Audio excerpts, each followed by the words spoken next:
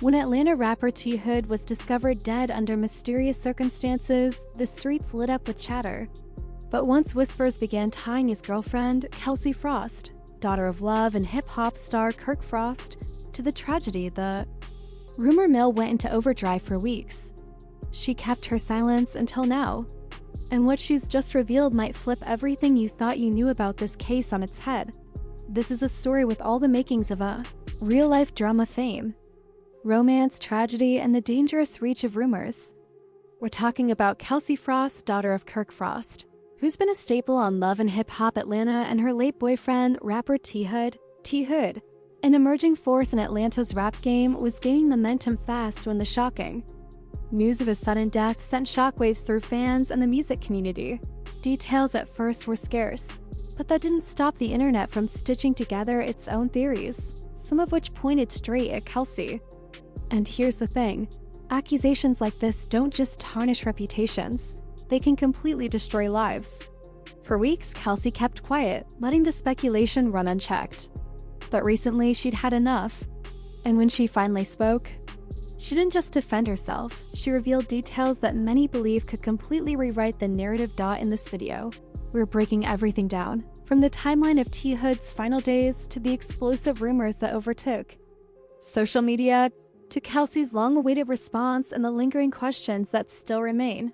You're about to get the facts, the speculation, and the behind-the-scenes pieces of the puzzle that haven't made the headlines. And trust me, there's a side of this story the blogs aren't telling, but we are.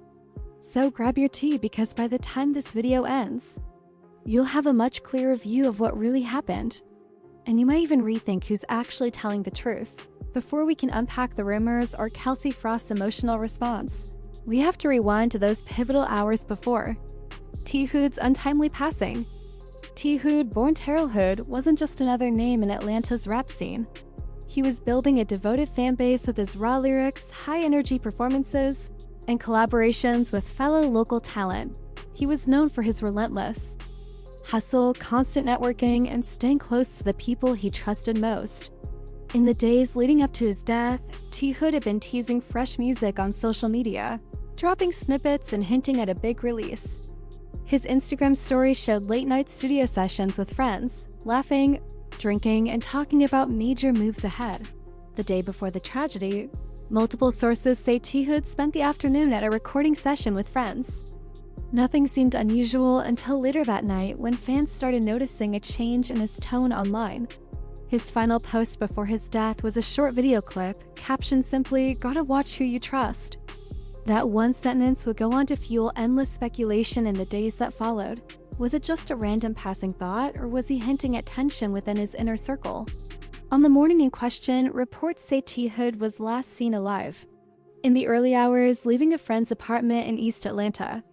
Surveillance footage, not yet publicly released but described by sources, supposedly shows him walking alone toward his car. There were no visible signs of a struggle. By mid-morning, word began circulating that something had happened. Close friends say they received a few frantic calls, though details remained unclear. Later that same day came the confirmation. T Hood was gone. Conflicting early reports only made things murkier. Some accounts suggested there had been an altercation the night before, while others insisted there was no evidence of foul play at all. The lack of concrete information left a vacuum, and speculation thrives in that kind of space. Within hours, social media was ablaze with theories. Fans, bloggers, and even a few people claiming insider knowledge began pointing fingers. And soon one name kept coming up again and again, Kelsie Frost. But why her? What link could she possibly have to T Hood's sudden death?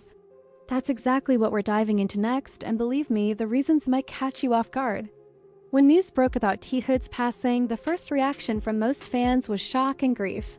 But it didn't take long before the online conversation shifted, and somehow it landed squarely on Kelsie Frost. For those unfamiliar, Kelsie is the daughter of Kirk Frost, a major figure on Love and Hip Hop Atlanta. While she hasn't been as heavily featured on the show as her father, Kelsie has still been part of the LHATL world for years, which means her personal life, especially her relationships, has often been under public scrutiny. The relationship. Kelsie and T Hood have been dating on and off for a while. Neither of them was overly public about their romance, but there were enough Instagram posts, tagged photos, and public sightings to confirm their connection. Friends described their relationship as passionate, but at times turbulent. And if you follow celebrity couples, you know that turbulence can easily become the perfect breeding ground for gossip. The social media clues. Right after T. Hood's death was confirmed, people began combing through Kelsie's social media accounts, searching for anything that might be a clue. That's when they noticed a few details that fueled the speculation, starting with deleted photos. Several followers claimed that pictures of Kelsie and T. Hood together had quietly vanished from her page. Whether those posts disappeared before or after his death remains unclear, but the timing raised a lot of eyebrows. Then there were the cryptic posts. Around the time of T. Hood's passing, Kelsie reportedly shared and then deleted a short, emotional message that some interpreted as her distancing herself from the entire situation. Others took it as the silence of guilt. But perhaps the most noticeable thing to fans was simply her silence. For days after the news broke, Kelsie made no public comment. In an age where celebrities and influencers usually post condolences within hours, her lack of response was quickly twisted into proof that she had something to hide. Whispers from sources. Adding more fuel to the flames were so-called insiders who began talking to small blogs and gossip pages. These alleged sources, who never went on record, claimed that T. Hood and Kelsie had been arguing not long before his death. One unverified account even said they had broken up the week before. None of these stories were backed by official statements or hard evidence, but that didn't seem to matter. In the social media court of public opinion, speculation often gets treated like fact. The dangerous snowball effect. Here's where things began spiraling. Smaller gossip accounts started tagging bigger celebrity news pages, repeating the same unverified rumors. Within 48 hours, Kelsie's name was attached to nearly every conversation about T. Hood's death. The focus shifted from what happened to T. Hood to what did Kelsie Frost have to do with it? Despite there being zero official confirmation that she had any involvement at all. And that's the dangerous part. Once your name is linked to something this serious online, undoing the damage is nearly impossible. By the time Kelsie finally spoke publicly, the rumor storm was already at hurricane force. Her name was trending in Atlanta gossip circles. Blogs were running with baseless claims. Comment sections were vicious. Strangers who had never met her were dissecting her personality, her family, even the way her face looked in old Instagram lives. For days, she remained completely silent. No likes, no comments, no posts on social media. In PR terms, no comment can sometimes work. But in the digital age, silence is often like gasoline on an already raging fire. People take it as avoidance, guilt, or even a wordless confession, the decision to speak. According to people close to Kelsie, she wrestled with whether she should address the rumors at all. Some friends reportedly told her to let the gossip fade, but the longer she waited, the more the public narrative hardened. She was already tied to T. Hood's death in people's minds, and each passing hour of silence only made that connection stronger. So she made a choice to go public, to speak for herself, and to try to reclaim her story. The Instagram Live. Kelsie picked Instagram Live as her platform, not a pre-recorded video, not a carefully crafted press release. That decision mattered because going live meant no edits, no cuts, no chance to fine-tune her words. Whatever people saw would be raw and unfiltered. When she went live, she wore minimal makeup, a plain hoodie, and sat in what appeared to be her living room. Her tone was calm but firm. She began by offering condolences to T. Hood's family and friends, making it clear that she was mourning too. Then she cut to the core. I need to say this one time so everybody hears me clearly. I had nothing to do with T's death. Nothing. I loved him. Regardless of what people think they know about us, yes, we had ups and downs like anyone else. But I would never hurt him, and it's disgusting that people are even trying to put that on me. She went point by point, addressing the rumors. On the deleted photos, Kelsie explained that she'd removed personal pictures from her page weeks before T. Hood's death for reasons unrelated to him. On the alleged fight, she admitted they'd had disagreements, but said they were still in contact shortly before he passed, and there was no bad blood at that time. On her silence, she told viewers she'd been in shock, heartbroken, and needed time to grieve privately before speaking out publicly. Her emotional breaking point As the live continued, her composure started to crumble. Her voice cracked when she spoke about how the accusations were impacting her mental health. Do y'all have any idea what it feels like to lose someone and at the exact same time be blamed for it? To get messages calling you a murderer when all you're trying to do is breathe? I wouldn't wish this on anybody. That raw vulnerability struck a chord with a lot of viewers. The comments came pouring in, some offering apologies, some still skeptical, but most agreeing that she deserved the chance to be heard without immediate judgment. The aftermath of her statement, her Instagram Live, was quickly clipped and reposted. Across multiple platforms, The Shade Room, Hollywood Unlocked, and countless smaller blogs. Some headlines were sympathetic, others were more sensational. But one thing was clear, her words had shifted the conversation. For the first time since Tihu's death, there was pushback against the idea that she'd had anything to do with it. Even a few people who had been loud in blaming her began backtracking, admitting they'd rushed to judgment or needed to hear both sides. Still, not everyone was convinced. Kelsie's Instagram Live may have been her way of clearing her name. But the internet rarely allows a story to end neatly. If anything, her statement just poured fuel on the fire, only this time it burned in a different direction. The second her live ended, clips started flooding TikTok, Instagram Reels, Twitter, or X as it's now called, and YouTube Shorts. And depending on which 30-second snippet someone happened to watch, the entire tone of her message could be interpreted in completely opposite ways. Some viewers saw the trembling voice, the tear-filled eyes, and believed without hesitation that she was innocent. Others, though, examined every blink, every pause, every shift in tone, claiming it was all an act, or that she was dodging the truth. Supporters rallied behind her. Let's start with the people who had her back. Fans of the Frost family, longtime love in hip-hop, Atlanta viewers who had watched Kelsie since she was a teenager were quick to defend her. Many insisted they'd never seen anything in her character that hinted she could be involved in something like this. Fellow celebrities and influencers. A handful of Atlanta-based influencers and smaller music artists publicly voiced support, saying they knew Kelsie personally and didn't believe the rumors for a second. Some even criticized gossip blogs for exploiting her grief. Mental health advocates, unexpectedly. The story also caught the attention of several mental health-focused creators, who highlighted the damaging effects of online rumor culture. They pointed out that throwing out unfounded accusations during someone's grieving process could push them to a breaking point. One comment that went viral read, "People forget there's a human being on the other side of that screen. You can destroy someone's life with a lie you typed in 5 seconds. The skeptics dig in, but of course, the internet's other half wasn't convinced. Body language analysts. Amateur human lie detectors on TikTok began breaking down Kelsie's expressions during the live, freeze-framing the moment she looked away from the camera, slowing down her tone shifts, and arguing these were tells that she was hiding something. Timeline investigators, meanwhile.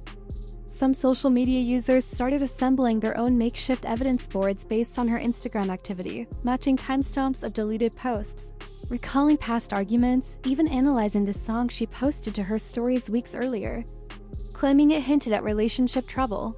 The no smoke without fire crowd. And then there were those who clung to the belief that the sheer volume of rumors had to mean something was there. This group argued that rumors spreading this quickly had to contain some truth.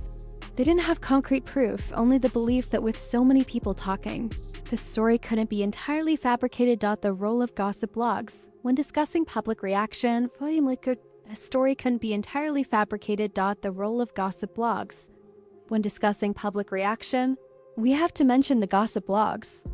Platforms like The Shade Room, Hollywood Unlocked, and countless smaller Instagram pages thrived on the controversy. They posted multiple times about Kelsie's statement, sometimes pairing it with sympathetic captions, other times leaning heavily into sensationalism.